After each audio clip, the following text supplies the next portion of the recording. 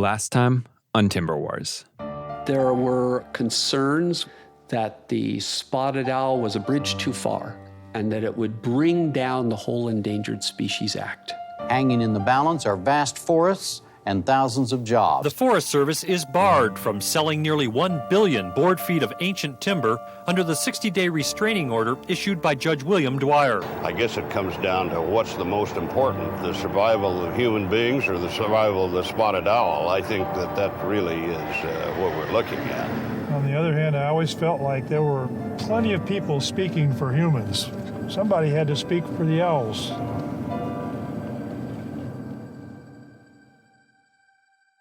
If you roll out a map of the Pacific Northwest and put your finger down in any of the green parts, chances are that in the 1980s, the nearest small towns depended on timber from that forest. If you were to put your finger down on the site of the North Roaring Devil Sale and the Easter Massacre, the biggest nearby town would be Mill City, where, really, the name says it all. So, if the Easter Massacre was a watershed moment for the environmental community, helping to get their fight to save ancient forests in the national news, what did it mean for the community of Mill City? Well, I was told that if you wanted to talk to some of the old-timers who logged the old growth in these forests, you should head to the Mountain Cafe at 5 a.m. on a Thursday. At this hour, the place is empty, except for one table in the corner. This is the Romeo Club. Retired old men eating out. This week's meeting of the Romeo Club counts 2 retired loggers, 1 retired mill manager, 1 retired butcher, and 2 retired government foresters.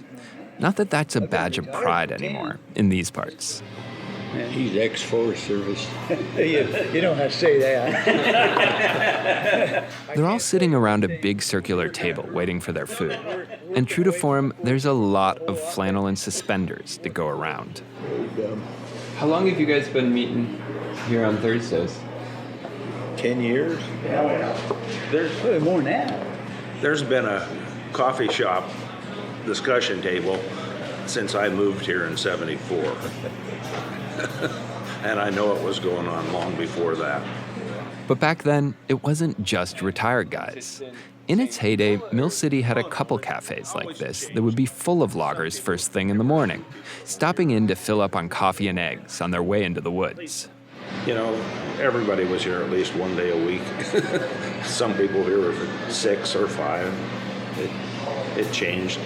It changed. Now the loggers in the black and white photos hanging on the walls outnumber the ones getting breakfast. And that decline began with that first court ruling from Judge Dwyer in 1989. Did it feel like it changed? The forest got locked up overnight, or was it more of a It wasn't process? gradual, it was just instant. Yeah, as soon as that happened, it was over.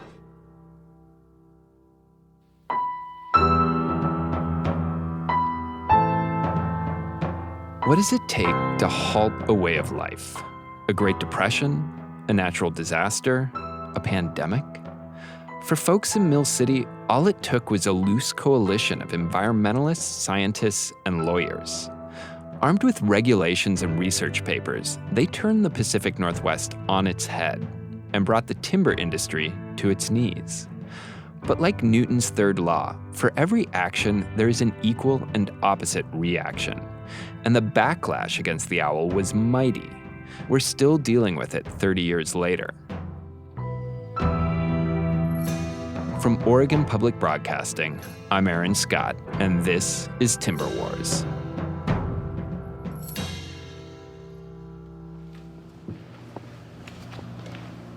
I remember you'd come down here on the bridge and we'd stand there and just watch the log trucks roll by at the time, and the whole bridge would shake, and they would be constant coming through town. There'd be 20 of them in an hour pretty easily, I would say.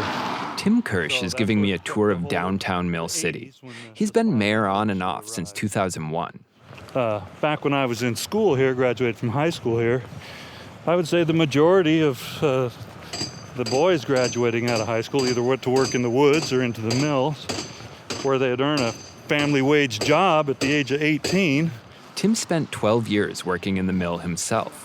At the time, there were about a dozen of them in the small town surrounding Mill City, up and down the Santiam Canyon. things were good. Everybody had a new pickup in the driveway. Everybody pretty much stayed local for their shopping needs, all that, the local grocery store. The local grocery store was across the street from us in a white 2-story building that used to be an Oddfellows hall. It was run by Charlie Stewart, and it's the stuff of local legend. When it was Stewart's Grocery, you could walk in there, it was amazing. Charlie had everything that you needed. Maybe not everything you wanted, but everything you needed. And you could go in there, you could get groceries, you could get your cork boots, you could get jeans, you could get some hardware, you get all sorts of stuff. And Charlie served the timber community. You could come into town without a dime in your pocket, and Charlie would extend you credit for a pair of cork boots and some tin pants, and you could get started on the job the next day if you really needed to. So this is the way things were in the 80s.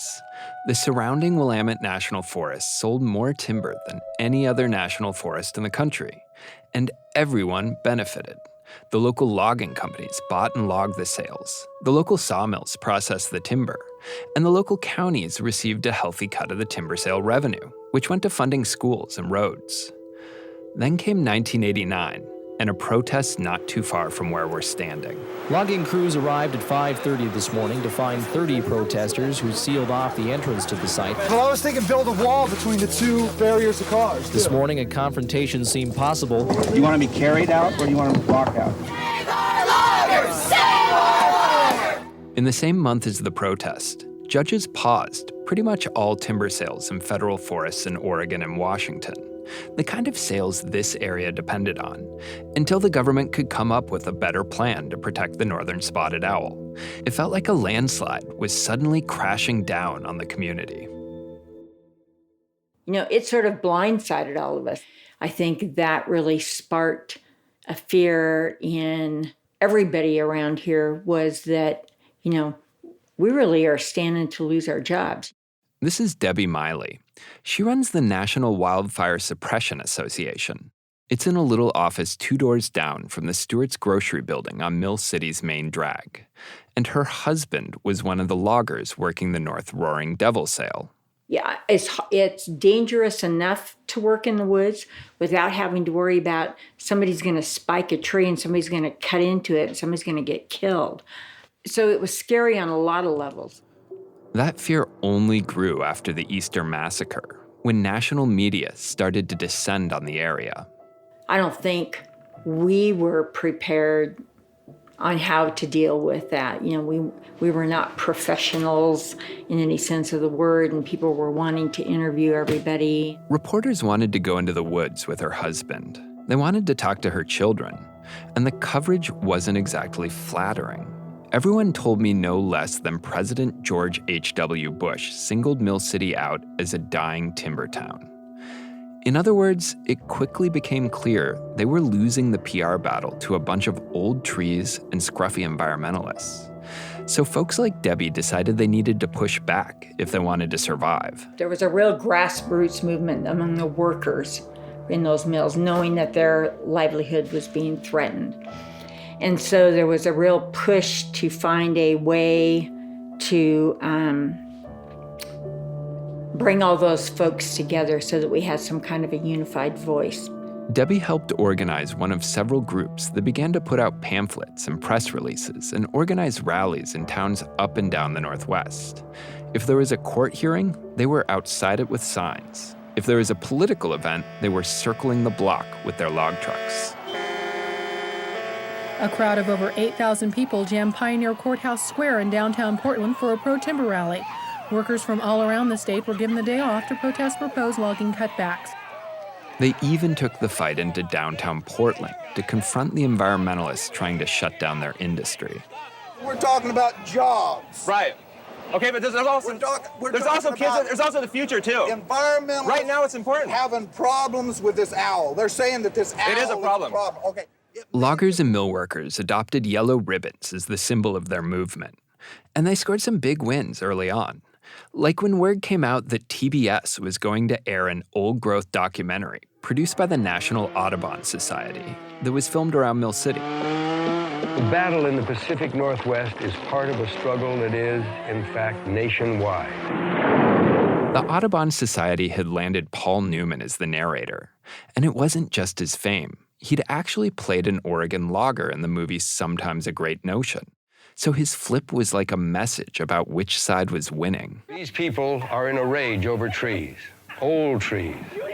Some people want to cut them for lumber. Others want to save them.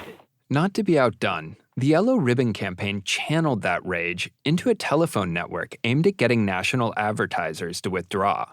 And they all did, forcing the station to run the program without sponsorship or commercials.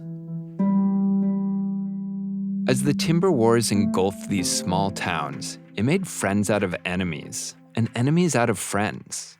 For much of the century, timber had been a lot like manufacturing and mining. The battles were between workers and timber bosses. In fact, unions had been warning for decades that the logging companies were cutting too fast, and that it was the loggers and mill workers who would pay the price when the old-growth bonanza ran dry. But now, workers and bosses found themselves on the same side of the protest line. Mill owners funded a lot of the grassroots groups, and even closed mills to bus workers to rallies. Communities were instead splitting apart along a new fault line, and no one experienced it more firsthand than Sherry Gerard. Then I guess we'll go in my office. Sherry runs the Canyon Crisis Center. It's in a little white house on the side of the highway, full of old furniture and hand-knit blankets. Because they need all the space they can get, Sherry's office is in the kitchen. Don't mind my mess. I'm in the middle of grants and federal reports and...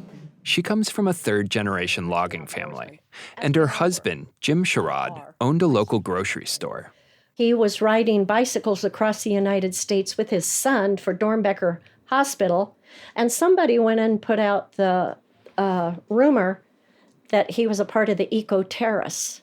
And why would anybody shop his store? Just because you like bicycle riding? Just because he liked bicycle riding. That's something that they do. And so I had to contact him when he was on his ride and tell him what was going on, and he didn't believe it because he had grown up in this area himself. His dad started the grocery stores. He could not believe that anybody would believe anything like that. But when folks started painting the words eco-terrorist and pig on the windows of his store, he had no choice but to believe it. It was a war. You were either on one side or you were on the other side. It was the kind of thing that tore apart friendships and divided kids on the playground. Were your parents loggers or environmentalists? So Sherry jumped into action. She printed up t-shirts for the staff that said, "We support the timber industry." She called the mill owners and reassured them her husband was on their side. She got on the local radio station and had the best-known local environmentalist call in saying that her husband had never given money to protect the old growth. She even spoke at a rally about how the community needed to stand together and not turn on each other. And I'll tell you, I was within a 24-hour period, I had those t-shirts, I was on the radio station, and I was standing up and talking in front of thousands of people. And we finally got it settled. It's almost mind-boggling to me that they would be so focused on even just one business with the idea that, oh, you might be sympathetic. People were hurting that bad, and they were that scared, and they were that upset, and they were looking for somebody to blame. If anybody wasn't on our side, then you were definitely the enemy.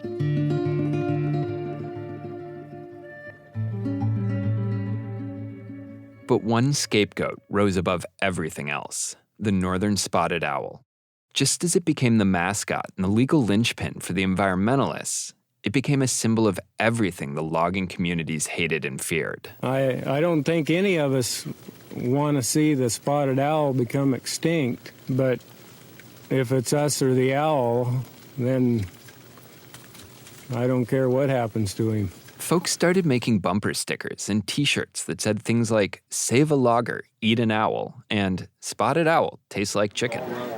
If you thought it was the 25-cent drafts that brought this crowd to the town tavern this evening, you're wrong.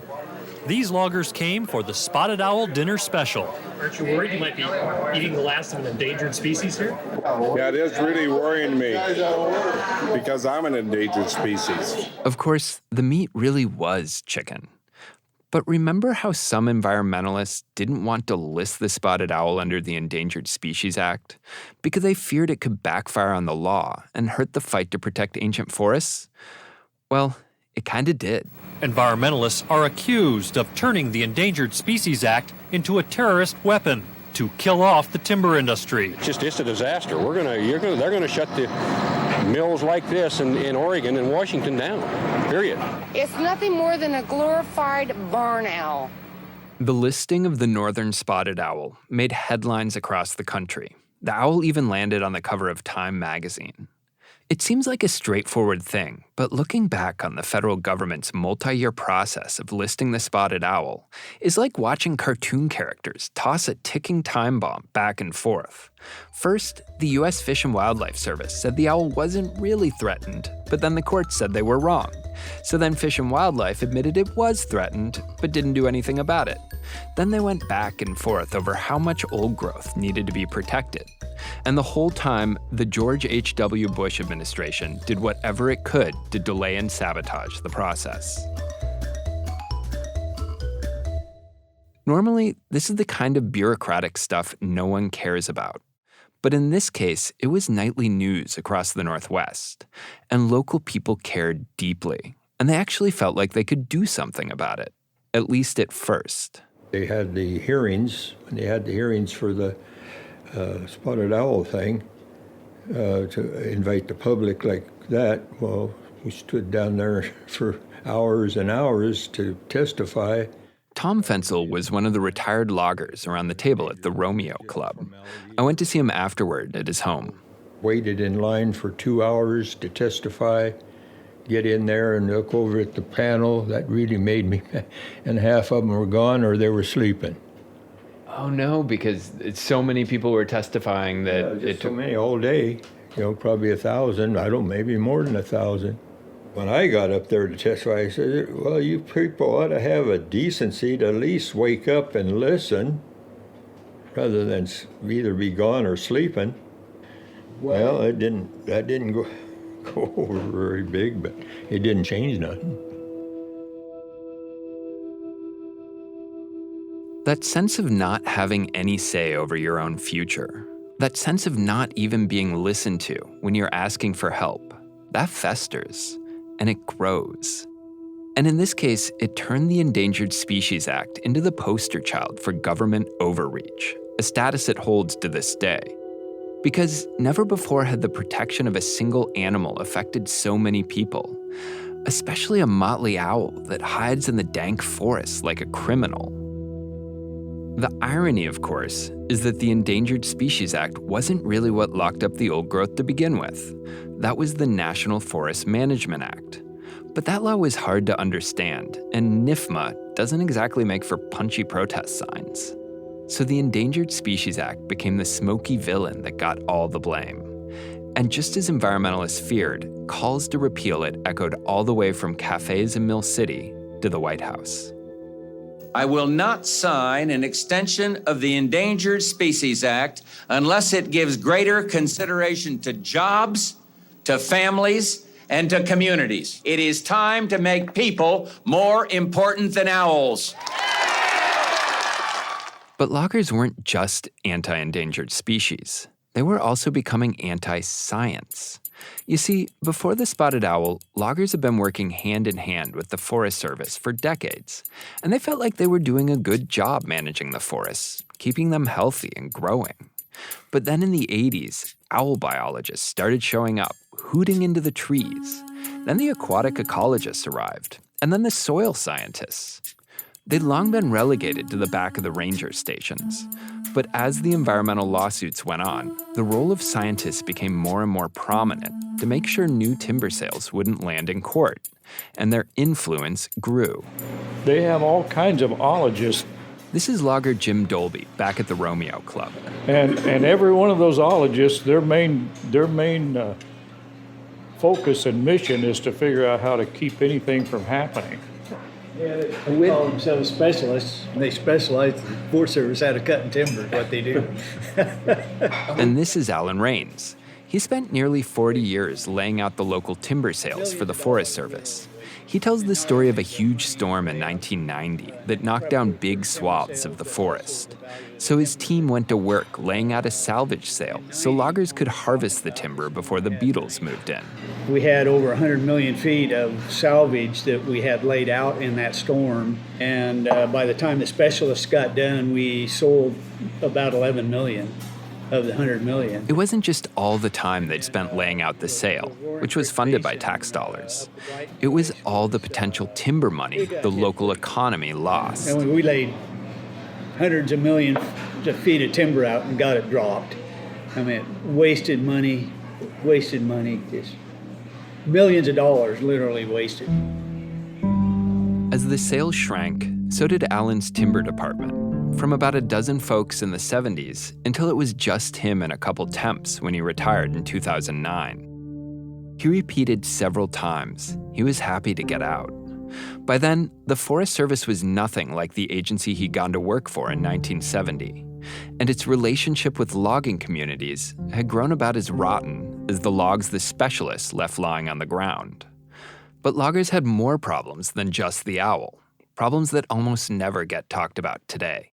That's coming up after the break. While conservative politicians have never succeeded in getting rid of the Endangered Species Act, the backlash to it did win one major victory for the timber industry. After being portrayed as the villains cutting down America's last ancient forests, the logging side managed to flip the script so that they were the underdogs. Now, owls versus loggers in the Pacific Northwest. As they made their case, both sides were throwing all sorts of numbers around. 250,000 jobs in the West. Environmentalists call these figures by the National Forest Products Association outrageous. Exactly how many jobs are at stake is a matter of considerable dispute. 10 to 15%, that's all. But it was a lot more complicated than owls versus jobs.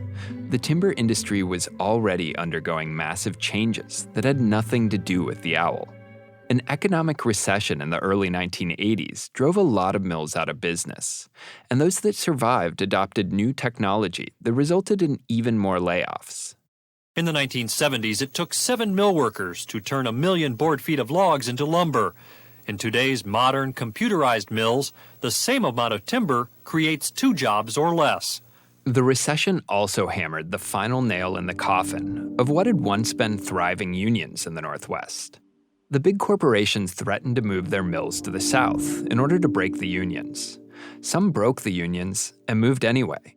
Over the course of the 80s, mill jobs that had once paid a premium turned into average wage jobs, and the mill owners were able to blame the owl for it.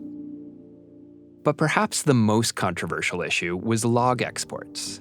Instead of milling logs here and exporting the lumber, a lot of companies were shipping raw logs overseas, mostly to Japan, which means they also exported half the jobs. It's so bad for local economies that many countries ban raw log exports completely. Some workers, including those who have already lost their jobs, say the real problem is in exporting raw logs. That is going... It's not a cover-up! It's a cover-up! Well... I lost my job, Freddie, and that's a cover-up! It's not the owl! It's not the owl! I'll tell you what, it is real. These were just like the changes that were reshaping other industries, like farming, mining, and manufacturing. But with one big difference. The spotted owl took all the blame. Especially on May 23, 1991, when Judge William Dwyer took the Northwest from timber purgatory to timber hell by making his injunctions permanent, at least until the Forest Service submitted a legal owl protection plan. A federal judge in Seattle last night blocked timber sales in national forests in 3 Northwest states. In an order issued today, Dwyer said, quote, "The loss of old growth is permanent and irreparable." I have to take a minute to talk about that ruling. Like most non-lawyers, I don't exactly look forward to reading court documents. They're dry. But Judge Dwyer's ruling is on fire. It's full of passion and poetry. Let me read you an excerpt. Quote, "The argument that the mightiest economy on Earth cannot afford to preserve old-growth forests for a short time while it reaches an overdue decision on how to manage them is not convincing today. It would be even less so a year or a century from now." End quote. It was a stunning defeat, not just for the Forest Service, but for the entire worldview that valued forests in economic terms.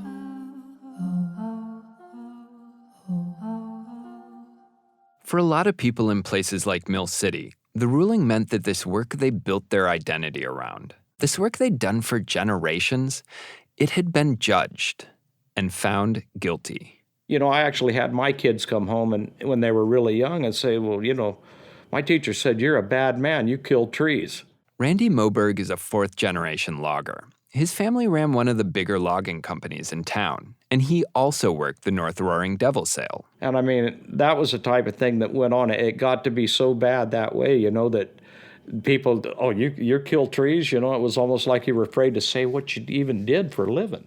This is how far logging had fallen from the days that Johnny Cash romanticized it in the Lumberjack song. Well, I learned this fact from a logger named Ray. You don't cut timber on a windy day. Stay out of the woods when the moisture's low, or you ain't gonna live to collect your dough, collect your dough. Randy's family, like many of the local logging outfits, ended up closing down their business. There just weren't enough big trees coming out of the national forests for them to pay the bills. And most of the local stores that supplied them, like Stewart's Grocery, closed too. It just died a lot quicker than I thought it would. I did not expect, because it just devastated my life, you know. I mean, and my family's and my dad's. And, you know, a lot of reason I think my dad died at an early age is he just couldn't rationale and stuff how all of a sudden it could just totally stop. I mean, it just destroyed him. You know, he was a third generation one up in here, and he just couldn't understand how that public could accept what a really small group of radicals could stop a complete industry. And they basically did. Few people had a more front row seat to the emotional devastation than Sherry Gerard at the Canyon Crisis Center, whose husband was accused of being an eco-terrorist because he went on a bicycle trip. The Crisis Center was started in the 80s to help women dealing with domestic violence and drug abuse. But by the early 90s, more and more men started showing up. And they would come in, "How are you doing? Do you have any coffee? Can we just sit and talk? I got a couple of things I just kind of like to run past you." It would be very natural, very comfortable at first. And then once you would start talking and they would start opening up. And it was really hard for some of them to open up since we are such a close-knit community. Remember, according to the Lumberjack song, these are the guys who are supposed to cuss and fight and head to the bar, not to the counseling center. To hear these men sit and cry, you know, what do I do? How do I take care of my family? My wife and I were fighting. We never fought before. My kids, they hate me. I don't know what to do. They were losing their log trucks, they were losing their homes, they were losing all sorts of things. And a lot of the families had never had victimization and abuse in their families. And men that had never drank began to drink, family issues. And so the Crisis Center got involved to try to help these families and help these people understand that what was going on was not their fault. They did not cause this to happen to them. The first time a man asked me, "If I kill myself, will my family get my insurance?" And it's like, no, it doesn't work that way. So then we also brought in grief counseling and family counseling. And so that's when people started turning around and realizing that this was going to be a long battle, and it probably was one they weren't going to win.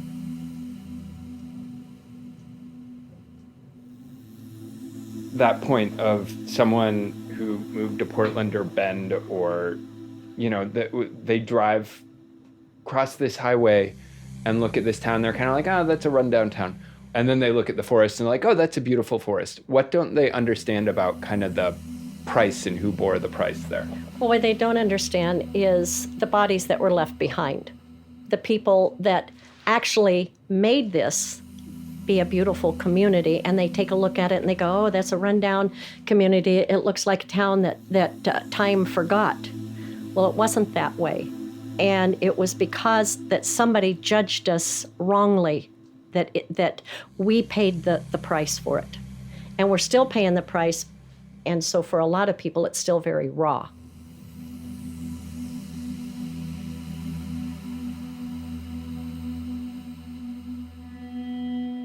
Before we go, just before we put out this series, the fires that erupted across the West Coast in 2020 burned through Mill City and the Santiam Canyon, including much of the forests that loggers and environmentalists fought over. We're still not sure of the extent of the damage. Last we heard, the Mountain Cafe survived, but we know a lot of homes and businesses were lost. Our hearts go out to all those who've been affected by these fires, and we wish you a full and speedy recovery. We'll get back to the story of what people were doing to try to save other timber towns next time on Timber Wars.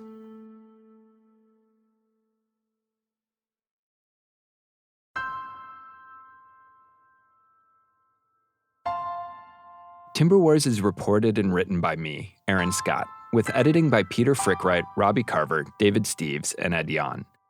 This series is produced by Peter and Robbie of 30 Minutes West. Our music is from Laura Gibson and also Audio Network. Sound design by Robbie and final mixes by Stephen Cray. Our fact checker is Matt Giles. Rebecca Morris oversees all things legal, and our executive producer is Ed Yon. Thanks to NPR and to the University of Oregon Library for the archival news footage, along with Nathan Georgitis, Katie Doggart, and Jenna Molster for helping us find it. Timber Wars is a production of Oregon Public Broadcasting. To support Timber Wars and all of OPB's science and environment reporting, become a sustaining member today at opb.org/pod. Really, we can only do this with your support. And if you like this show, please share it and give us a rating and review wherever you're listening. It really does help.